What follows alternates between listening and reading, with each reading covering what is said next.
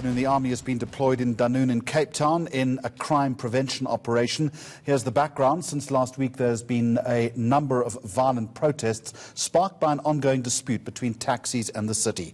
Reporter Ronald Masinda is there with the very latest on Operation Lockdown. Ronald, good afternoon to you. Fill us in. What's the latest there?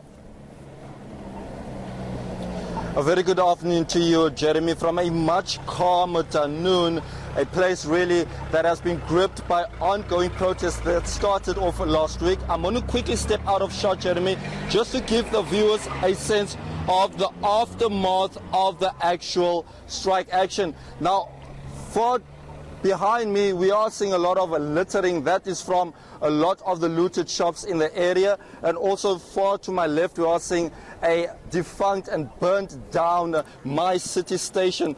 That is also due to much of the strike action. Now, at the center of the strike action, as you mentioned, has been disgruntled taxi association bosses saying that they are mistreated by the city of Cape Town in their efforts to get permits to drive around in public. Now, we are seeing quite a bit of police roaming the streets, not as much as we saw earlier, Jeremy, where we saw a heavy police and SANDF presence in the area.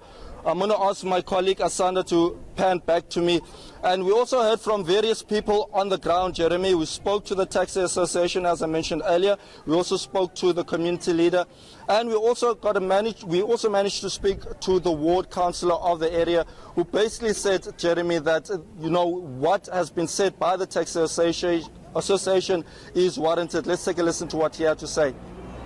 There are a lot of issues here that were not looked into when the city of Cape Town was busy with the process of buying the operation licenses from the taxi associations. Issues of overcrowding, that just happened 10 years ago. Now there's a lot of people and there's not enough transport.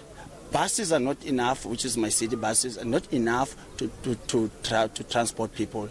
Taxi Association, on the other hand, they decided to buy more taxis and operate, knowing very well that they sold their permits. So these issues need to be resolved by both parties, of course, with the community leaders and business sector to be part of those negotiations to see how best we can deal with this situation, because this is not on, shouldn't be happening.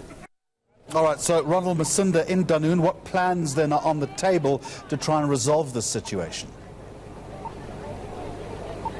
Jeremy, we do know that later tonight at about 6 p.m. there will be a meeting that will be held by the Taxi Association. They'll be hoping to engage the city of Cape Town in terms of a number of their grievances around this issue of permits.